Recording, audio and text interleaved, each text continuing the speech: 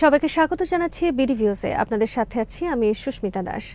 বাংলাদেশের রাজনীতি দীর্ঘদিন ধরে দুই প্রধান দলের দ্বন্দ্বে আবর্তিত হয়ে এসেছে, আওয়ামী লীগ ও বাংলাদেশ জাতীয়তাবাদী দল। এই দুই ধারার বাইরে ইসলামী রাজনৈতিক শক্তি, বিশেষ করে জামায়াতে ইসলামী বাংলাদেশ বহু বছর ধরেই প্রাতিষ্ঠানিকভাবে এবং আদর্শিকভাবে টিকে থেকেছে। কিন্তু বিগত 16 বছরের আওয়ামী শাসনামলে দলটি যে দমন পীড়ন, রাজনৈতিক নিষেধাজ্ঞা এবং বিচারিক নিপীড়নের মুখোমুখি হয়েছে তা বাংলাদেশের রাজনৈতিক ইতিহাসে বিরল। তবে 2025 সালের অগাস্টে শেখ হাসিনার ক্ষমতা হারানো এবং রাজনৈতিক পরিবেশে নতুন মুক্ত বাতাস প্রবাহিত হওয়ার পর বাংলাদেশের রাজনীতিতে নতুন ভারসাম্য তৈরি হয়েছে। বাংলাদেশের রাজনীতিতে নতুন বাস্তবতা, জামায়াতে ইসলামীর উত্থান ও ভবিষ্যৎ সমীকরণ নিয়ে ওয়াহিদ ফারুকীর প্রতিবেদন।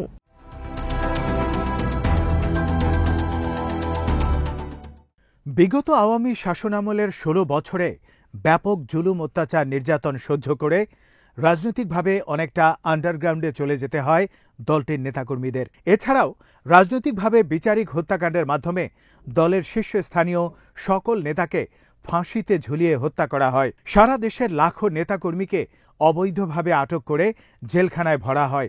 এমনকি প্রচুর নেতাকর্মীকে গুম করে রাখা হয়। আটক করে রিমান্ডের নামে প্রচুর নির্যাতন চালানো হয়। এত কিছুর মাঝেও জামায়াতে ইসলামী তার রাজনৈতিক কর্মকাণ্ড প্রকাশ্য ও গোপনে উভয় অবস্থায় চালু রাখে।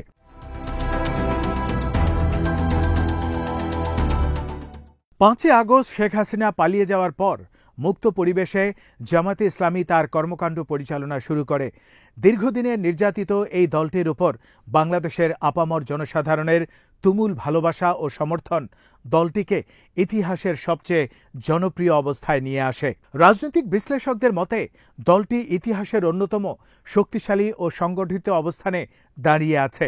জামায়াতে ইসলামী বাংলাদেশের সূচনা পাকিস্তান আমলের ইসলামী আন্দোলন থেকে। স্বাধীনতার পর দলটি পুনর্গঠিত হয় ইসলামী আদর্শভিত্তিক সমাজ ও রাষ্ট্র ব্যবস্থার লক্ষ্যে। বাংলাদেশের রাজনৈতিক ইতিহাসে দলটি বরাবরই আদর্শিক রাজনীতির প্রতিনিধিত্ব করছে, যেখানে রাষ্ট্রীয় শাসন ব্যবস্থা, শিক্ষা, অর্থনীতি ও নৈতিকতার ভিত্তিতে ইসলামী মূল্যবোধের প্রতিফলন চাওয়া হয়েছে।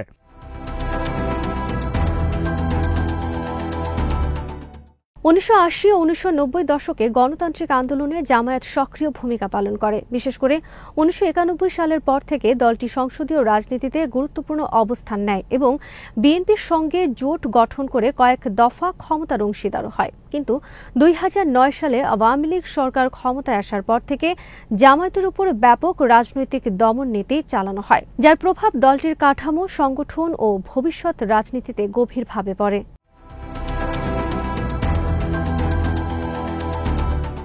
2009 থেকে 2025 সাল পর্যন্ত সময়কে জামায়াতে ইসলামী বাংলাদেশের ইতিহাসে সবচেয়ে কঠিন অধ্যায় বলা যায়। এই সময়ে দলের শীর্ষ নেতাদের অনেককেই যুদ্ধাপরাধের অভিযোগে ফাঁসিতে ঝুলিয়ে হত্যা করা হয়, যা আন্তর্জাতিক মহলে গভীর বিতর্ক সৃষ্টি করেছিল। বহু বিশ্লেষক মনে করেন বিচারিক প্রক্রিয়া রাজনৈতিক উদ্দেশ্য প্রণোদিত ছিল এবং এর মাধ্যমে একটি বড় রাজনৈতিক প্রতিপক্ষকে নির্মূল করার চেষ্টা করা হয়েছে। হাজার হাজার নেতাকর্মী গ্রেপ্তার, গুম, নির্যাতন ও দীর্ঘদিন কারাবন্দী অবস্থায় থাকলেও দলটি সাংগঠনিকভাবে টিকে থাকে। রাজনৈতিক কর্মসূচি নিষিদ্ধ থাকলেও তারা সামাজিক কল্যাণ, শিক্ষামূলক কাজ, ধর্মীয় কার্যক্রম এবং সীমিত রাজনৈতিক যোগাযোগের মাধ্যমে একটি অদৃশ্য সাংগঠনিক চেইন বজায় রাখে। এই গোপন সংগঠিত কাঠামোই পরবর্তীতে দলটির পুনরুত্থানের ভিত্তি তৈরি করে।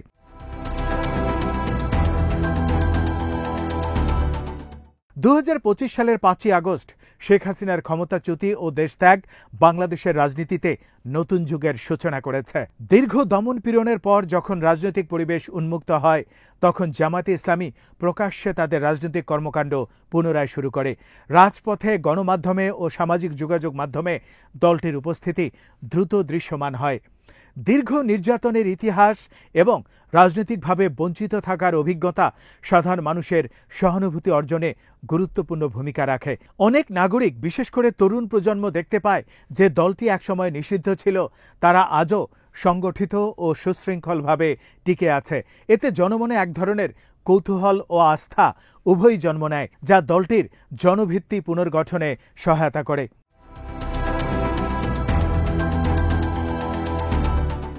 বাংলাদেশের ছাত্র রাজনীতি সবসময় জাতীয় রাজনীতির প্রতিচ্ছবি। এই প্রেক্ষাপটে ইসলামী ছাত্র শিবিরের সাম্প্রতিক কার্যক্রম এবং বিভিন্ন বিশ্ববিদ্যালয় তাদের সাফল্য নতুন রাজনৈতিক বার্তা দিচ্ছে। ঢাকা বিশ্ববিদ্যালয়ের ছাত্র সংসদ নির্বাচনে তাদের ভূমিধস বিজয় ঐতিহাসিক, কারণ দেশের ইতিহাসে এটি প্রথমবারের মতো ইসলামী ছাত্র রাজনীতির এমন সাফল্য। এরপর জাহাঙ্গীরনগর বিশ্ববিদ্যালয় সহ আরও কয়েকটি প্রতিষ্ঠানে ছাত্র শিবিরের প্রভাব বিস্তার দেখা যায়। এই প্রবণতা শুধু সংগঠনের জনপ্রিয়তা নয়, বরং আদর্শিক রাজনীতির পুনরুত্থানের প্রতীক।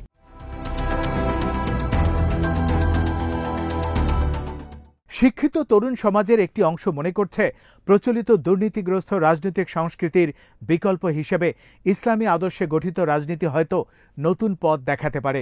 বাংলাদেশের রাজনীতিতে বিএনপি ও জামাতের সম্পর্ক দীর্ঘদিনের, তবে বর্তমান বাস্তবতায় এই সম্পর্ক জটিল হয়ে উঠছে। জামাতের জনপ্রিয়তা ও সাংগঠনিক শক্তি যেভাবে বৃদ্ধি পাচ্ছে, তা বিএনপির একাংশের কাছে হুমকি হিসেবে দেখা দিয়েছে।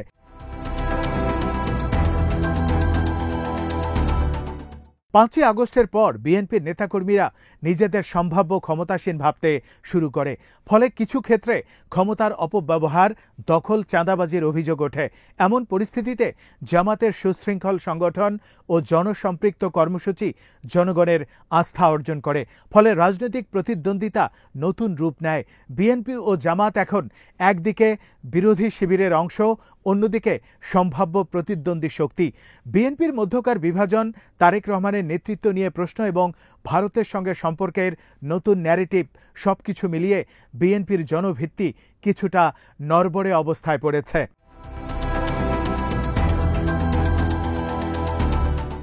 অন্যদিকে জামাতের সাংগঠনিক স্থিতি ও ইতিবাচক জনমত বৃদ্ধির কারণে দলটি ধীরে ধীরে রাজনৈতিক ভারসাম্যের কেন্দ্রে উঠে এসেছে। দক্ষিণ এশিয়ার রাজনীতিতে ভারতের ভূমিকা সবসময় গুরুত্বপূর্ণ।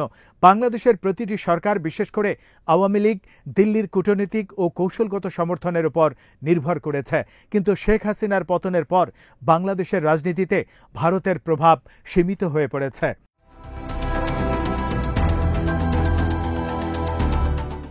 ভারত ঐতিহাসিকভাবে জামায়াত ইসলামীকে সন্দেহের চোখে দেখে এসেছে। তাদের মতে জামায়াত পাকিস্তান ঘেঁষা একটি সংগঠন এবং ভারতের নিরাপত্তার জন্য সম্ভাব্য ঝুঁকি। তবে বাংলাদেশের ভেতরে এখন এক নতুন বাস্তবতা তৈরি হয়েছে। বাংলাদেশের সাধারণ মানুষ মনে করে ভারতের অতিরিক্ত প্রভাবই দেশের রাজনৈতিক অস্থিতিশীলতা ও স্বার্থবিরোধী নীতির মূল কারণ। ফলে ভারত এখন নতুন করে কৌশল নির্ধারণে বাধ্য হচ্ছে। বিশ্লেষকদের মতে দিল্লি এখন আওয়ামী লীগের শূন্যস্থান পূরণে বিএনপিকে কাছে টানার চেষ্টা করছে।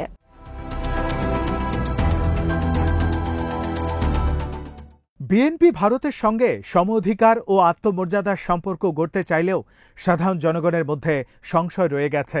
তারা মনে করে বিএনপি হয়তো ভারতীয় এজেন্ডার কাছে নতি স্বীকার করছে। এই প্রেক্ষাপটে জামাত ভারতের দৃষ্টিতে এখনও অস্বস্তিকর শক্তি, তবে বাংলাদেশের ভেতরে তারা এক প্রকার জাতীয়তাবাদী বিকল্প বলেই গড়ে উঠেছে। দীর্ঘ রাজনৈতিক নির্যাতন ও গণদমন শেষে যে দলটি টিকে আছে, তার প্রতি সাধারণ মানুষের সহানুভূতি স্বাভাবিকভাবেই বেড়ে গেছে। গ্রামীণ ও নিম্নবিত্ত শ্রেণীতে জামাতের কল্যাণমূলক কর্মকাণ্ড যেমন জনপ্রিয়তা অর্জন করেছে, তেমনি শহুরে তরুণ প্রজন্ম তাদের সুশৃঙ্খল ও নীতিনিষ্ঠ রাজনীতিতে আগ্রহ দেখাচ্ছে।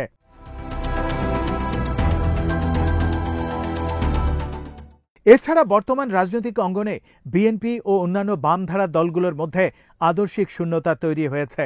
আওয়ামী লীগ পতনের পর এই শূন্যতা পূরণের লড়াইয়ে জামাত তুলনামূলকভাবে প্রস্তুত এবং সুসংগঠিত অবস্থায় রয়েছে।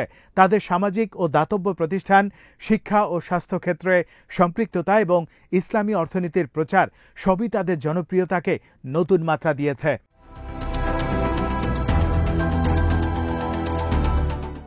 যদিও জামায়াতের সংগঠিত পুনরুত্থান দৃশ্যমান, তবুও তাদের সামনে কিছু গুরুত্বপূর্ণ চ্যালেঞ্জ রয়ে গেছে। প্রথমত, আন্তর্জাতিক অঙ্গনে ইসলামী রাজনৈতিক দলগুলোর প্রতি সন্দেহ এখনও প্রবল। দ্বিতীয়ত, বাংলাদেশের সংবিধান ও আইন অনুযায়ী ধর্মভিত্তিক রাজনীতির বিষয়ে সীমাবদ্ধতা রয়েছে।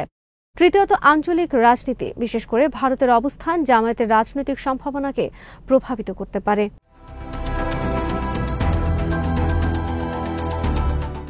তবে ইতিবাচক দিকও আছে।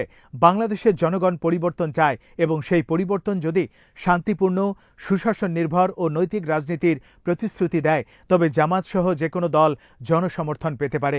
বিশেষ করে তরুণ ভোটারদের মধ্যে নৈতিক রাজনীতির চাহিদা বাড়ছে।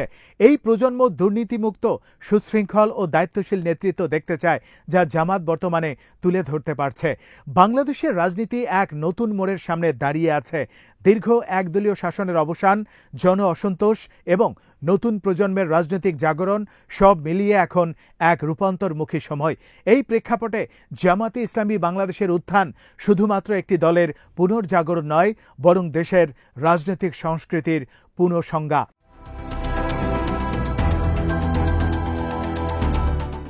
তবে এই পথ সহজ নয়। আন্তর্জাতিক চাপ, আঞ্চলিক শক্তির প্রভাব এবং অভ্যন্তরীণ রাজনীতির জটিলতা সবকিছু মিলিয়ে ভবিষ্যৎ এখনও অনিশ্চিত। তবুও দলটি যদি তাদের নৈতিক, সুশৃঙ্খল ও কল্যাণমুখী রাজনীতির ধারাকে ধরে রাখতে পারে, তাহলে বাংলাদেশের রাজনৈতিক মানচিত্রে তারা এক শক্তিশালী ও প্রভাবশালী শক্তি হয়ে উঠতে পারে।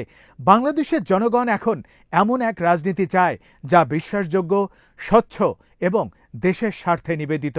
এই আকাঙ্ক্ষার সাড়া কে দিতে পারবে, সেটাই আগামী দিনের রাজনীতির মূল প্রশ্ন এবং সেই উত্তরের সন্ধানে জামাতে ইসলামী এখন নিশ্চিতভাবেই কেন্দ্রীয় আলোচনায়।